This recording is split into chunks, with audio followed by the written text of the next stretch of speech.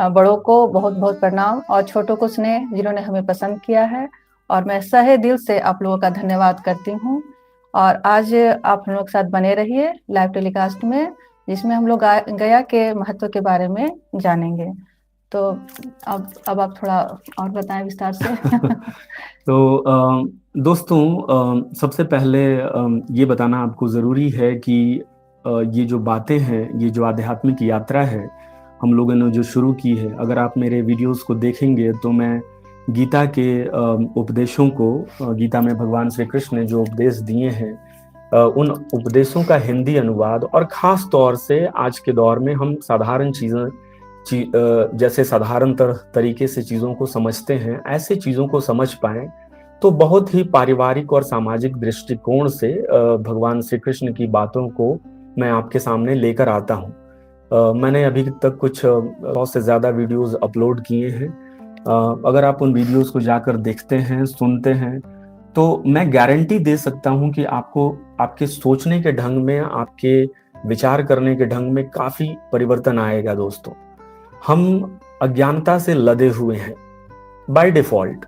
हम अज्ञानता में पड़े हुए हैं, लेकिन ज्ञान इतना सहज तो नहीं हो सकता ना। ज्ञान तो बहुत मुश्किल से मिलता है, बहुत ही संघर्ष से मिलता है। अगर ज्ञान इतना सहज होता या इतनी आसानी से सबको मिलता, तब तो ये धरती स्वर्ग हो जाती, किसी को कोई दिक्कत ही नहीं रहती, दुख नाम का चीज ही मिट जाता धरती से। लेकिन क्या ऐसा होता है? हमारे जीवन में, हमारे परिवार में दुखों का अंबार लगा रहता है। हम एक दुख से निकलते हैं और दूसरे दुख में पड़ जाते हैं। तो यही तो जीवन का चक्र है। ऐसा तो नहीं है कि हमेशा सुख ही रहेगा, सुख है, सुख के बाद फिर दुख है, ये तो लगा ही रहता है। तो कहने का मतलब ये है कि ये जो आध्यात्मिक यात्रा हमने शुरू की है, इसमें हमारे साथ बनिए। शास्त्रों की बातों को, भगवत गीता की बातों को सुनना और सुनाना, जैसे हम लोग सुना रहे हैं आपको, और आप लोग बड़े ध्यान से हमें ज्वाइन करके सुन रहे हैं, ये बड़े ही सौभाग्य की बात है हमारे लिए भी और आपके लिए भी। क्योंकि शास्त्रों में ये सुस्पष्ट बता दिया गया है कि भगवत पुराण की बातों को सुनना और सुनाना दोनों ही बहुत बड़ा पुण्य का काम है। और जब से, विश्वास नहीं कीजिएगा दोस्तों, मतलब जब से हम आपसे लाइव टेलीकास्ट हो रहे हैं और जब से इन्होंने यूट्यूब में डालना शुरू किया है, मतलब हमारा तो समय बस भागवत कथा और मैंने यही गुरु पुराण की बातें, मतलब 24 घंटे हम लोग इसी बारे में बात करते रहते हैं। और जो भी जानकारी हमें अच्छी लगती है या जिससे आप लोगों को मतलब पुण्य की प्राप्ति आप लोगों को भी हो, तो वो सब चैप्टर हम लोग उठा कर लाते हैं कि आप लोग को भी आसानी रहे और सुनने में और समझने में भी, ताकि आप उसको अपने जीवन में ला सके।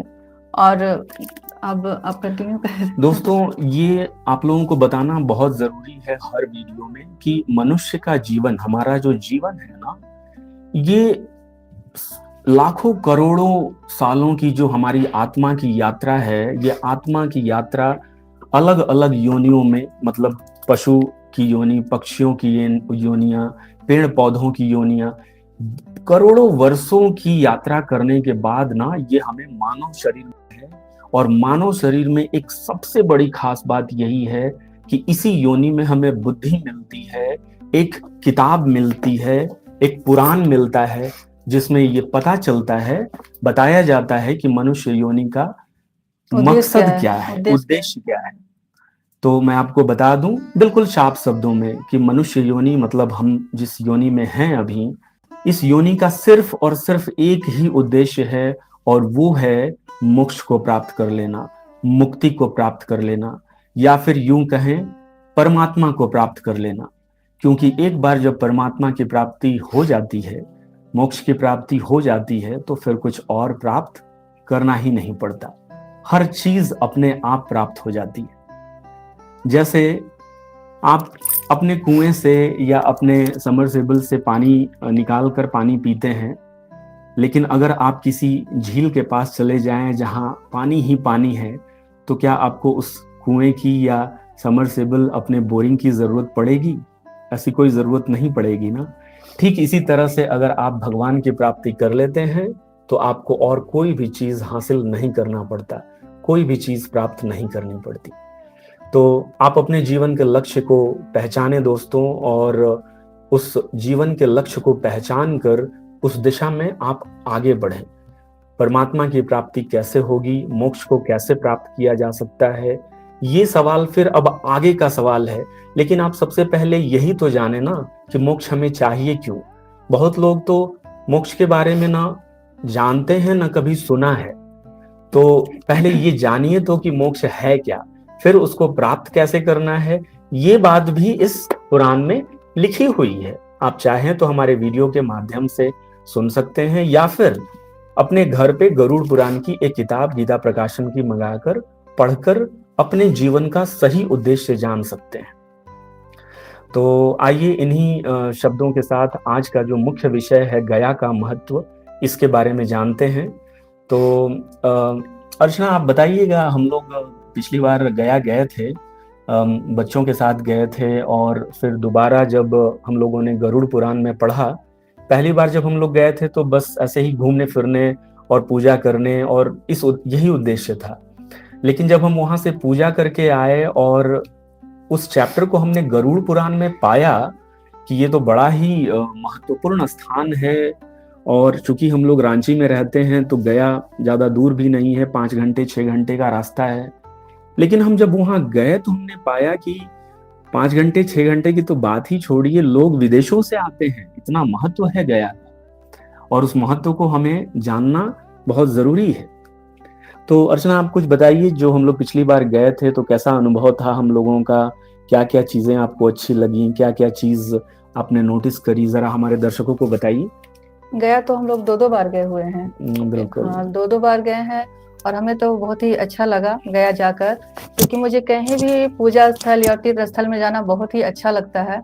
मुझे तो लौट कर आने की इच्छा ही नहीं होती है, लेकिन ये घर और संसार ऐसा है कि आपको फिर उसमें लौट कर आना है और सब बाल बच्चों को भी देखना है। तो मेरा तो गया का मतलब यात्रा बहुत ही अच्छा रहा। जैसा कि उन्होंने कहा कि हमें उस समय इतना गरुड़ पुराण के बारे में इतना मालूम नहीं था कि इतना उनका महत्व है।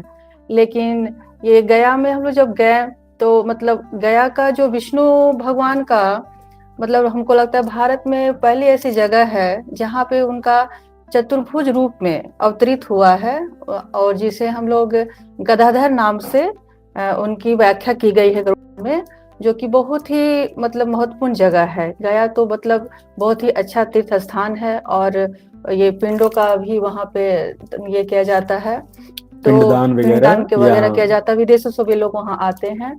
तो हम लोग जब वहाँ पूजा करने गए तो मुझे बहुत ही अच्छा लगा, बहुत ही मतलब आज तो अब जब मैं आपके उस बारे में बता रही हूँ तो उस अनुभव को फील कर रही हूँ कि वो मतलब वहाँ उनका जो चरण पादुका का वहाँ पूजा होता है, सिर्फ पादुका ही है वहाँ पे, और शिला से उनका घेरा हुआ है।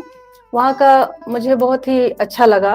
और मैंने जो वहाँ पे घूमे, हम लोग वहाँ पे अक्षयवट और ये फल्गु नदी जो कि वहाँ की विस्तृत नदी है, और उनका गरुड़ पुराण में भी बहुत ही विस्तार से उनके बारे में व्याख्या की गई है। तो मेरा ही तो बहुत ही अच्छा मतलब वहाँ का यात्रा रहा हम लोगों का। हम लोग जब मंदिर में गए थे तो आपको याद है वहाँ पे विष्णु भगवान की कोई प्रतिमा नहीं है। हाँ, कोई प्रतिमा वहाँ पे एक चट्टान है, एक पत्थर है, जिस पत्थर पे भगवान नारायण विष्णु भगवान चतुर्भुज रूप में प्रकट हुए थे। तो इसीलिए उस चट्टान की पूजा होती है, क्योंकि उसी चट्टान पर भगवान का अवतार हुआ था। पिछले सेशन में दोस्तों हम लोगों ने भगवान के कुल 21 अवतारों के बारे में जाना था, समझा था, लेकिन उन 21 अवतारों में कहीं भी ये बात नहीं आई कि भगवान ने भगवान के रूप में मतलब चतुर्भुज रूप में कहाँ अपने दर्शन दिए हैं, कहाँ प्रकट हुए हैं। तो पूरे भारत देश में एक गया ही एक ऐसी जगह है जहाँ पे भगवान श्री हरि नारायण का साक्षात चतुर्भुज रूप में, चतुर्भुज मतलब 4 भुजा लिए हुए, इस रूप में उनका वहां पे प्राकट्य हुआ है। आपका भगवत गीता के माध्यम से एक अच्छी सीख पहुंचाना और आपको मोटिवेटेड रखना, यही हमारे वीडियो का पहला लक्ष्य है। आई एम श्योर कि आप लोग हमारे हर वीडियो से कुछ ना कुछ सीखते ही होंगे। इस आध्यात्मिक यात्रा में बने रहने के लिए हमारे चैनल को सब्सक्राइब कर लें